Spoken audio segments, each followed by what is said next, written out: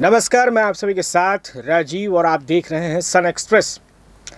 और अब तक की इस बड़ी खबर की हम बात करें तो पिछले 24 घंटे में पूरे भारत में कोरोना संक्रमित मरीजों का आंकड़ा जो है 2 लाख के पार हो चुका है। ये स्थिति ऐसी है कि अस्पताल में मरीजों के भर्ती होने के लिए बेड नहीं है और शमशानों में शवों को जलाने के लिए लंबी लंबी कतारें उनके परिजनों को, यानी कि कोरोना संक्रमित मरीज जो मर चुके हैं यानी मृत हो चुके हैं, उनके परिजनों को लंबी लंबी लाइनें लगानी पड़ती हैं। जी हाँ, हालात ही कुछ भारत में इस तरह के हो गए हैं। वजह क्या है, इस पर तमाम विशेषज्ञ जो हैं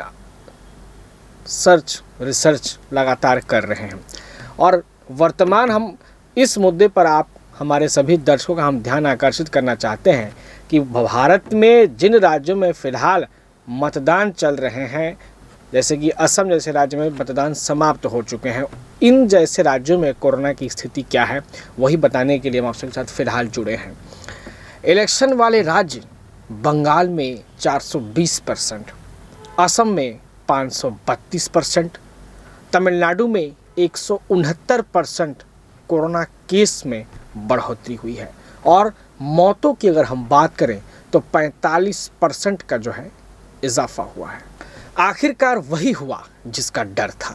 सरकार और चुनाव आयोग ने पश्चिम बंगाल, तमिलनाडु, केरल, असम और पुडुचेरी में लोगों की जान जोखिम में डाल दी है। करीब 1.5 महीने से जारी चुनावी कार्यक्रम अब जानलेवा साबित होते हुए नजर आ रहे हैं।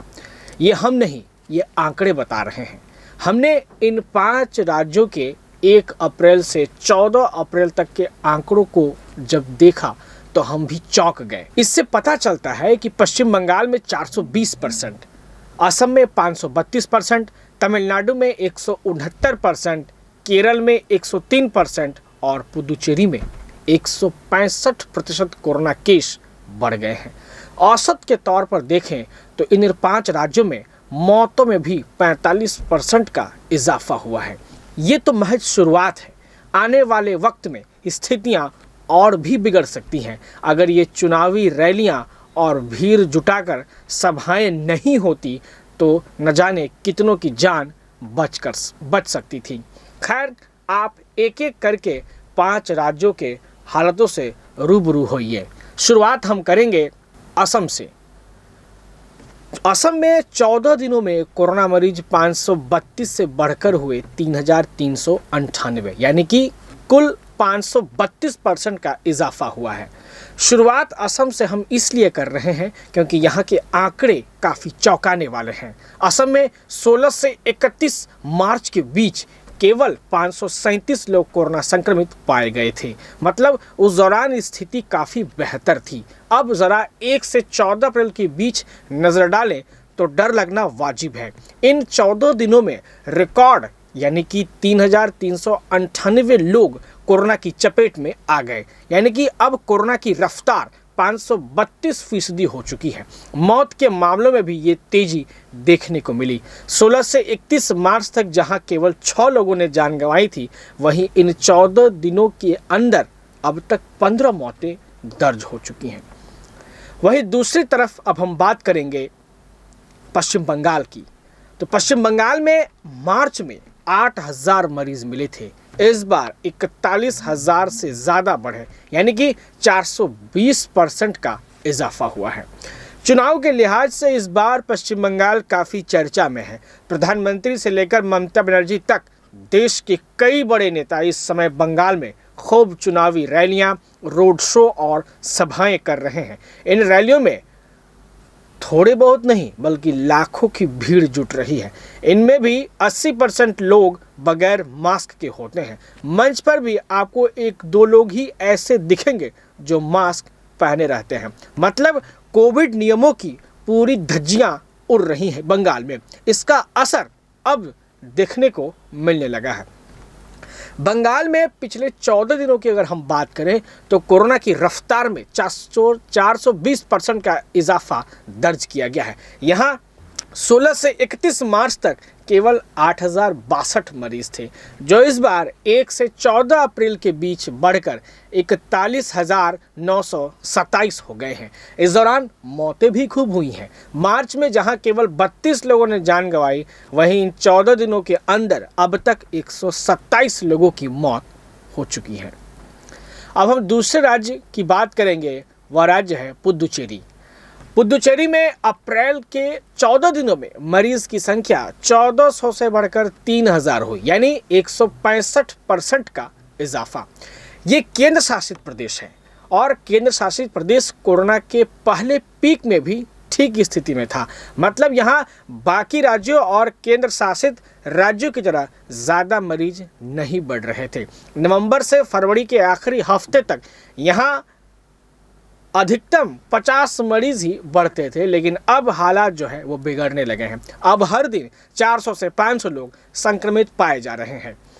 कोरोना के नए मामलों की रफ्तार में 165% का इजाफा दर्ज किया गया है। यहाँ 16 से 31 मार्च के बीच 1400 लोगों की कोरोना रिपोर्ट पॉजिटिव आई है। इस बार 1 से 14 अप्रैल की अगर हम बीच की बात करें तो ये आंकड़े बढ़कर 3,721 हो गए हैं। इसी तरह मौतों के मामलों में भी बढ़ोतरी दर्ज की गई है। मार्च में यहाँ संक्रमण के चलते 9 लोगों की मौत हुई थी, जो इस बार बढ़कर 15 हो गई है। अब हम बात करेंगे तमिलनाडु की। तो तमिलनाडु में मरीजों की संख्या 25,000 से बढ़कर 65,000 हुई, यानी इस बार तमिलनाडु में 159% की बढ़ोतरी हुई है।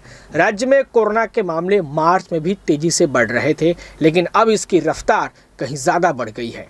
16 से 31 मार्च के आंकड़ों पर नज़र डालें तो यहाँ उस दौरान कुल 25,244 लोग संक्रमित पाए गए थे, जो इस बार 1 से 14 अप्रैल के बीच बढ़कर 65,458 तक पहुँच गए हैं। संक्रमण की रफ्तार में 159% का इजाफा दर्ज किया गया है। इसी तरह मौत के आंकड़े भी हैं। मार्च में यहाँ 163 लोगों की मौत हुई थी। इस बार पिछले 14 दिनों के अंदर अब तक 232 लोग जान गंवा चुके हैं। अब हम 5वें राज्य जो कि केरल है, उसमें क्या स्थिति है वो भी हम आपको बताएंगे। 14 दिनों में केरल में कोरोना मरीजों की संख्या 30,000 से बढ़कर 61,000 हुई, यानी कि यहाँ जो प्रतिशत का आंकड़ा है वो 103% बढ़ा है। यहाँ तो पहले ही कोरोना ने लोगों की कमर तोड़ रखी थी। जब पूरे देश में संक्रमितों की संख्या घट रही थी तो केरल ही एकमात्र ऐसा राज्य था जहाँ पर तेजी से मामले बढ़ रहे थे।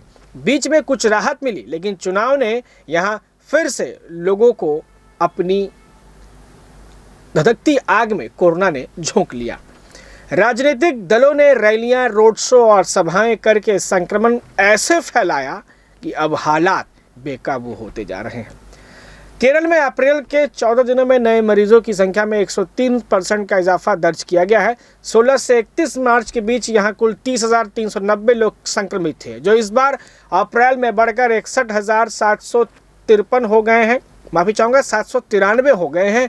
इसी तरह मौत के आंकड़े भी हैं। मार्च में यहाँ 199 लोगों ने जान गंवाई थी, जबकि अप्रैल के इन 14 दिनों में अब तक 204 लोगों की मौत हो चुकी है।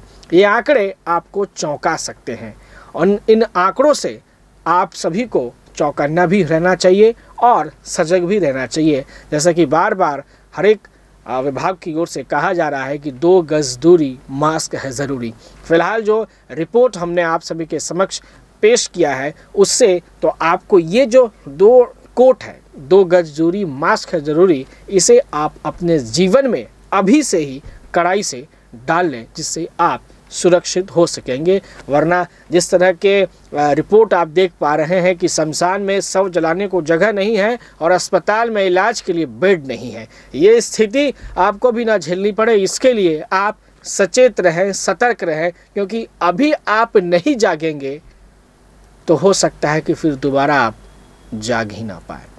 ये कड़ी चेतावनी हम दे रहे हैं अपने सभी दर्शकों के लिए। इस तरह की तमाम एक्सक्लूसिव विश्लेषणात्मक खबरों की जानकारी के लिए आप बने रहिए सन एक्सप्रेस के साथ। धन्यवाद।